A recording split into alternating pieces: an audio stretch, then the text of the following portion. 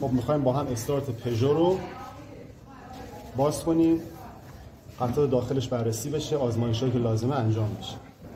استارت پژو همچین ظاهری داره، از 3 قسمت به پوسته گیربکس پیچ میشه و مدل بالشتک دائم هم هست. مرحله اول کار مهره مربوط به ترمینال ام رو، کابل ترمینال ام رو باز میکنیم.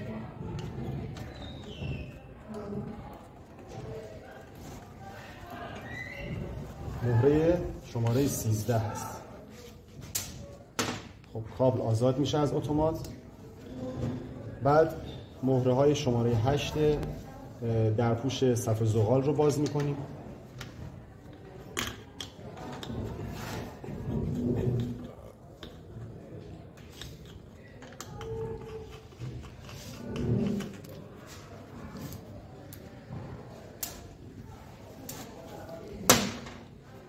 خب درپوش آزاد میشه.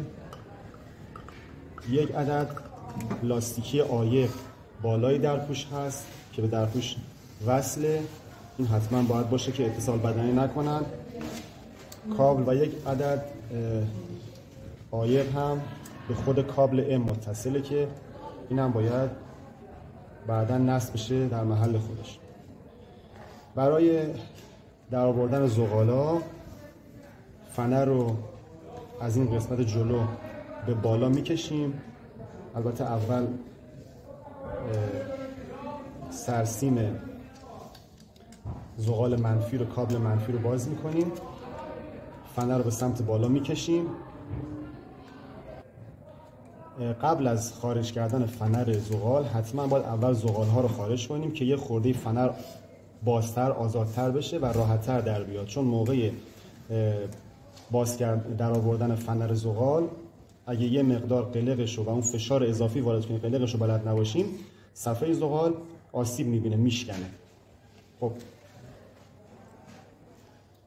قسمت جلوی فنر رو به بالا میکشیم و زغال همراه روکشش آزاد میشه و زغال مثبت.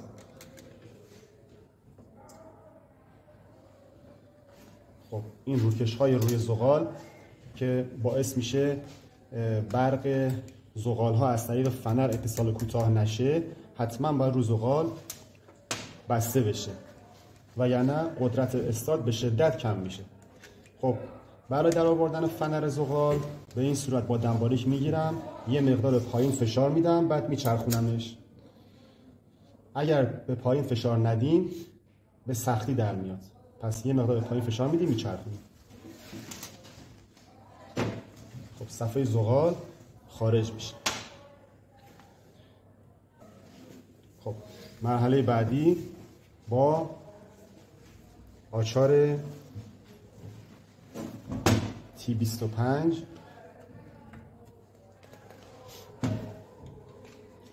پیچ های اتصال بدنه موتور استارت به کلگی استارت رو باز میکنیم.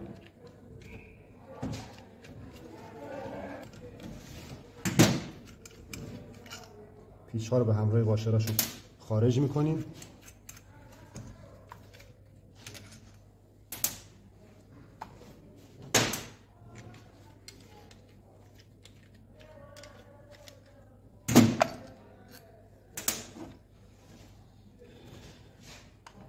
و بدنه موتور استارت به همراه آرمیچر جدا میشه. واشر فاصله اندازی که حتما باید تو محل خودش قرار بگیره و آرمیچر خیلی به انتهای بدنه نزدیک نشه. اینم موقع نصب باید دقت کنم.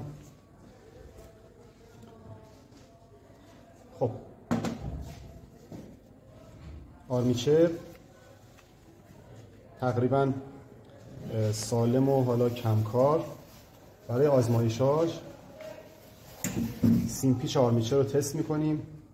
روی حالت 200 اوم قرار میدم و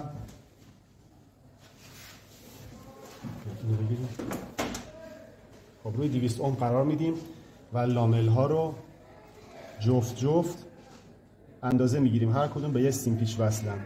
مقاومت 4 دهم 4 دهم همه رو تست میکنید و باید با هم برابر باشه.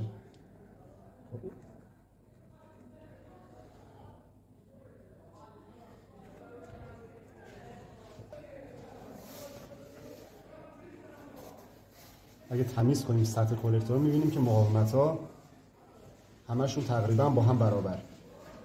آزمایش بعدی رو تست بوق میذاریم و ببینیم سیم پیچ ها اتصال بدنه هست یا نه به کلکتورها، خروب دیگه هم به بدنه.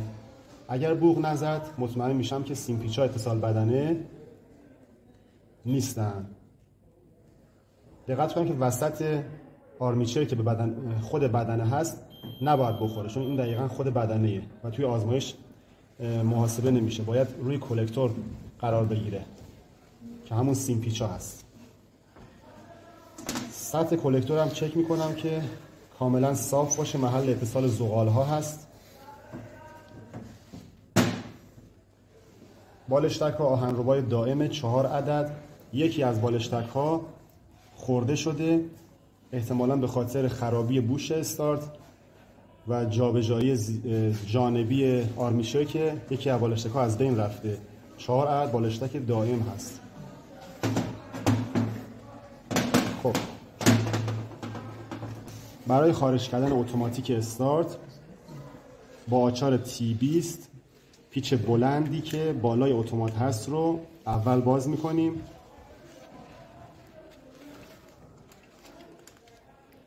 تا کلگی استارت جدا بشه. از بالا با یه پیچ و از کناره ها با 2 عدد پین روی مجموعه قرار میگیره و 2 تا پیچ کوتاه‌تر هم داره که اینا رو هم باز میکنیم تا اتومات به تنهایی جدا بشه.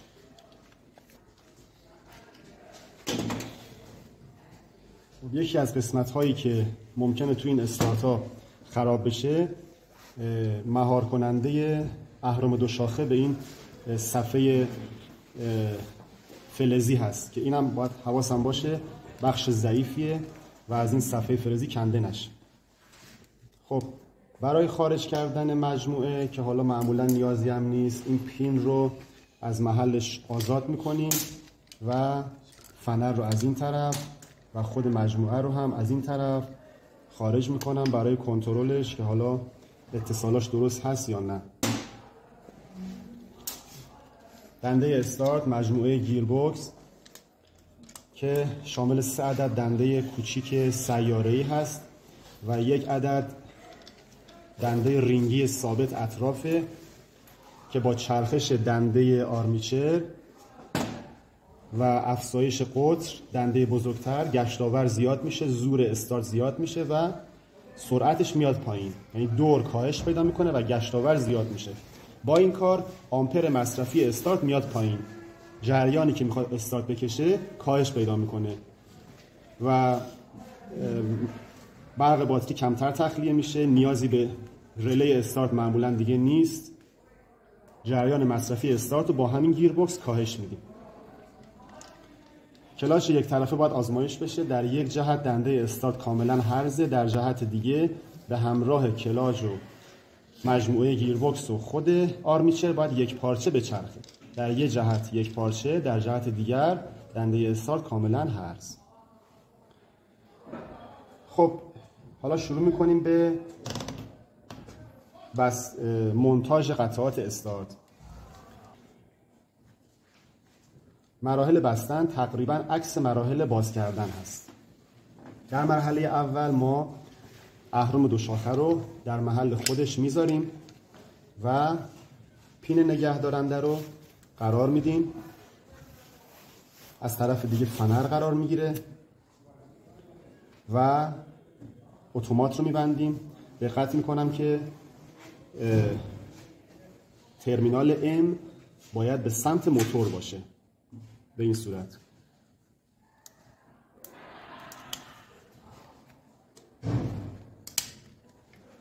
خب پیچ های کوتاه رو در دو طرف میبندیم. پیچ های کوتاه بسته میشه.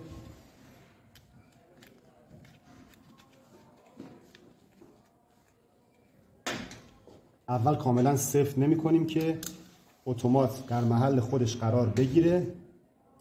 بعد مرحله آخر همه پیچ ها رو سفت می کنیم.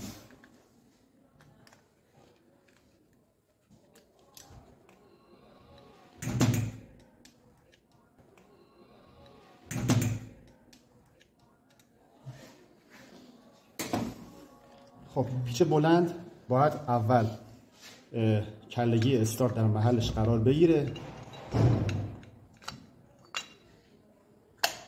و بعد پیچ بلند از این طرف کلگی اتومات رو مهار کنه.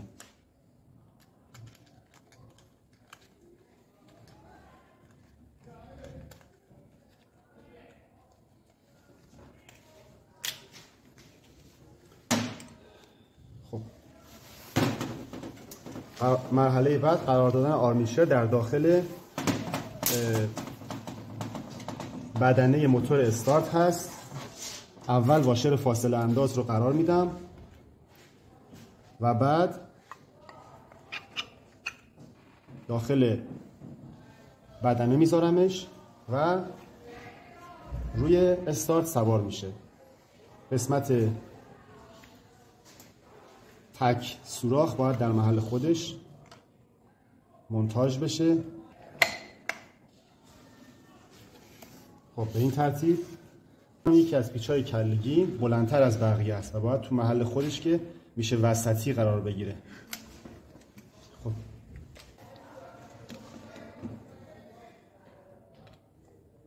بعد از بستن پیچ‌ها از این طرف نوبت میرسه به جا زدن زغال‌ها.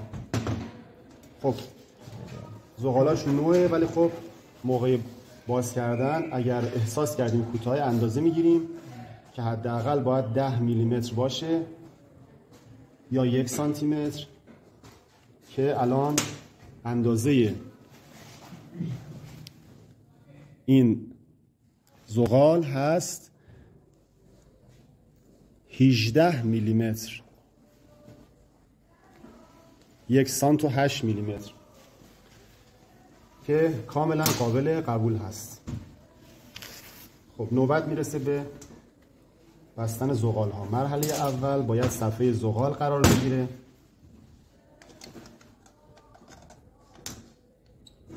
بعد از صفحه زغال فنر رو قرار میدم. باید طوری فنر رو فشار بدیم که هم صفحه زغال و هم بدنه رو از زیر بگیره و صفحه دیگه آزاد نشه یا اتصال خوب محکم بشه. خب حالا زغال ها رو جا میزنیم. فنر رو یه خورده بالا میکشیم. زغال مثبت و روکش عایقش به این صورت. فنر منفی، زغال منفی و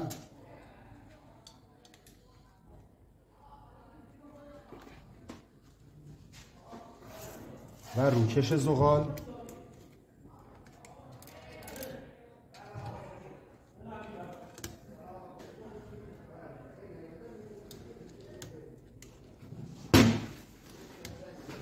روکش زغال رو قرار میدیم و سرسیم رو تو محل خودش میذاریم. در این قسمت به وسیله روکش در واقع لاستیک عایق زغال مثبت، کابل مثبت مهار میکنیم این قسمت رو و صف زغال رو طوری که شیار صف زغال این لاستیکی عایق رو بگیره و از این طرف هم پیچ ها در محل خودشون قرار بگیرن بسته میشه. در نهایت مهره های 8 صفحه پشت زغال در پوش زغال ها رو نگه میداره و کابل ترمینال ام رو به همراه سرسیم و مهره شماره 13 در محل خودش میبندیم. دقت میکنم که کابل، سرسیم کابل به بدنه اتصالی نکنه. خب حالا میریم برای تست استارت. برای تست استارت یک منفی رو از باتری بدنه میدیم و کابل مثبت باتری آزمایشمون رو به ترمینال های S, M جداگانه متصل میکنیم. ترمینال S مثبت بگیره به تنهایی فقط اتومات عمل میکنه و اهرم دو شاخه رو به همراه دنده استارت به سمت جلو باید پرتاب کنه. ترمینال M به تنهایی برق بگیره، زغال ها و آرمیچر فعال میشن و دنده استارت در جای خودش فقط میچرخه.